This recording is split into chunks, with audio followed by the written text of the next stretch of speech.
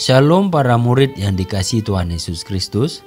Kita segera akan melihat bahwa Tuhan tidak melupakan janjinya kepada bangsa Israel. Tak jemu-jemunya Tuhan beranugerah buat bangsa Israel yang melambangkan gerejanya melalui 3 tanda yang menunjukkan bahwa Allah sangat dekat dengan umatnya dan anugerah Allah melampaui dosa bangsa itu.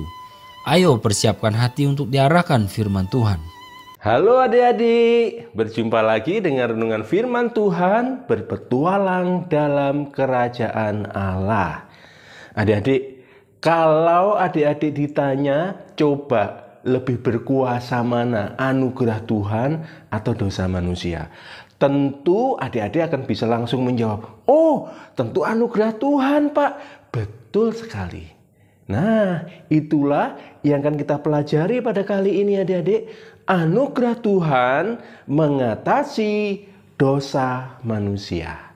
Kita akan pelajarinya dari kitab 1 Samuel pasal yang ke-9 ayat 26 sampai dengan pasal yang ke-10 ayat yang ke-16.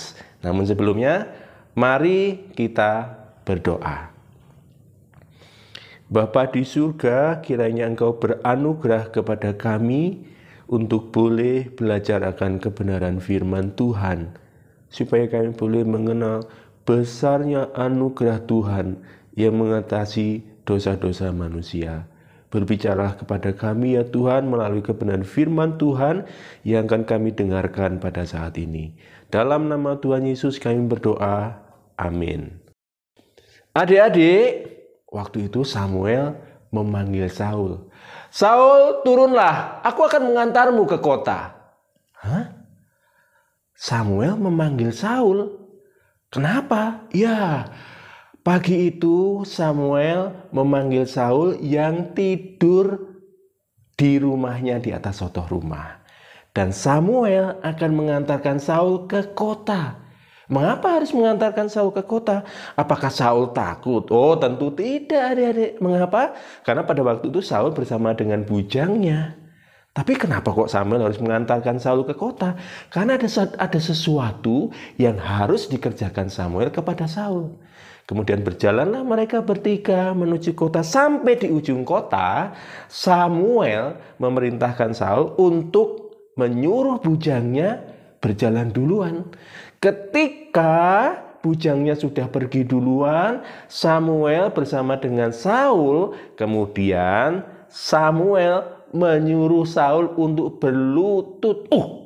Tentu saja Saul kaget. Kenapa harus berlutut adik-adik? Tetapi dia taat.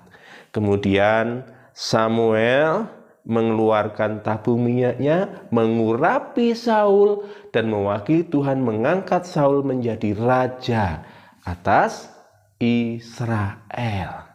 Nah, adik-adik, tentu Saul sangat bingung. Loh, kenapa kok saya yang diurapi untuk menjadi raja? Siapakah saya?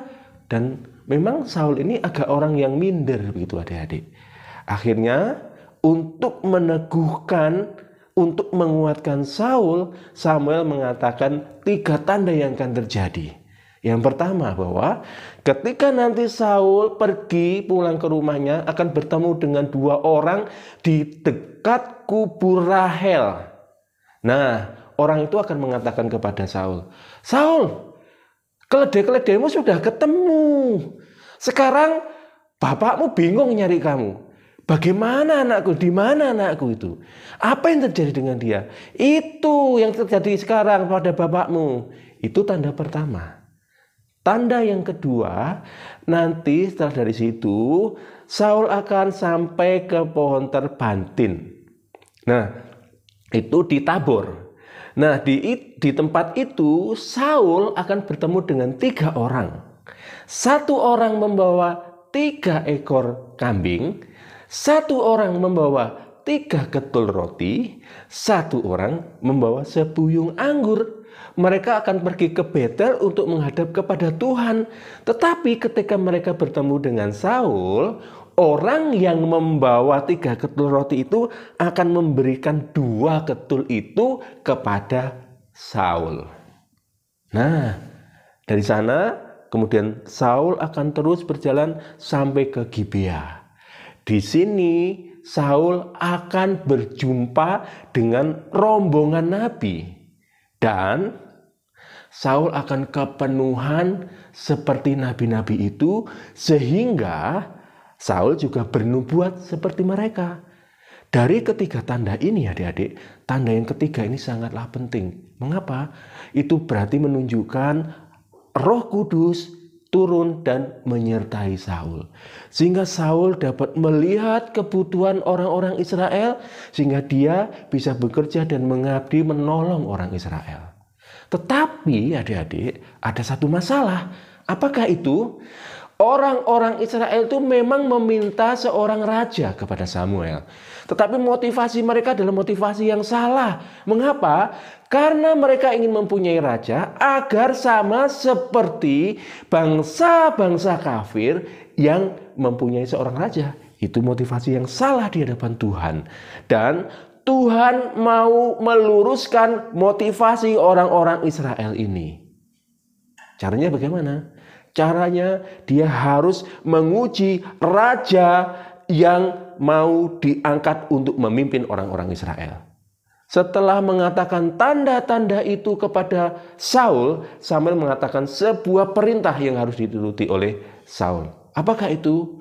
Saul, kamu memang diangkat untuk memimpin orang Israel, untuk menolong orang Israel, membebaskan Israel dari musuh-musuhnya.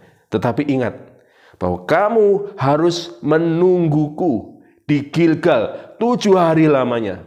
Tidak peduli apapun yang akan terjadi. Kamu harus setia menungguku karena aku harus berdoa kepada Tuhan untukmu. Adik-adik, inilah ujian yang harus dialami oleh Saul. Kenapa? Karena dia harus memimpin orang Israel dan memurnikan orang-orang Israel dalam motivasi yang salah. Tuhan bukan hanya memberikan ujian kepada Saul adik-adik, tapi juga Tuhan sebenarnya mempersiapkan Saul dengan baik. Mengapa? Karena Saul hidup dengan keluarga, dengan seorang ayah yang sangat mengasihi dia. Saul disayangi, dikenal oleh Nabi Tuhan. Dan yang ketiga, Saul mendapatkan pimpinan oleh Roh Kudus. Sehingga dia dapat melihat dan memimpin orang Israel dengan baik. Dengan hal-hal ini, seharusnya Saul dapat memimpin orang Israel dengan baik. Tapi akankah Saul memimpin orang Israel dengan baik, dengan takut, dengan benar akan Tuhan? Atau justru nanti Saul yang akan terseret mereka? Ya, seharusnya tidak. Dan tanda-tanda yang telah Samuel katakan itu satu persatu terjadi adik-adik. Dan di Gibea, tanda yang ketiga itu orang-orang menjadi sangat keheranan. Mengapa? Karena tanda yang ketiga ini menunjukkan Saul bernubuat seperti para nabi. Mereka bingung, loh, Saul kan bukan termasuk golongan nabi. Mengapa dia bisa bernubuat seperti nabi? Akhirnya pada waktu itu ada peribahasa yang mengatakan, apakah Saul termasuk golongan nabi? Itu keheranan mereka adik-adik. Tetapi dengan tanda yang ketiga ini, Allah menunjukkan kepada orang Israel bahwa Allah itu dekat kepada mereka. Allah juga menunjukkan bahwa anugerah Tuhan begitu besar dan anugerahnya itu mengatasi kesalahan dosa orang Israel yang mempunyai motivasi yang salah ketika mereka meminta raja kepada Tuhan. Adik-adik, kita juga belajar bahwa anugerah Tuhan yang besar itu bukan membuat kita menjadi hidup sembarangan, tetapi seharusnya membuat kita semakin hormat kepada Tuhan dan semakin taat kepada Tuhan. Anugerah Tuhan mengatasi keberdosaan manusia. Amin. Mari kita berdoa. Bapa di surga, kami mengucap syukur atas anugerah-Mu yang begitu besar yang mengatasi dosa-dosa kami.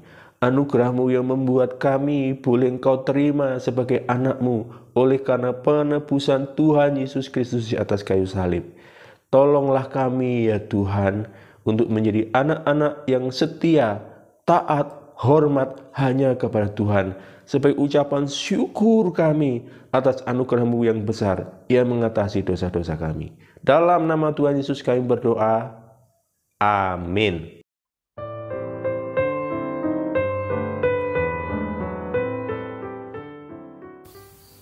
Bersyukur Tuhan memberikan raja. Tentu saja ini merupakan jawaban atas keinginan umat Israel. Namun anak-anak yang terkasih, kita harus selalu ingat bahwa memiliki karakter moral yang baik belum cukup di mata Allah.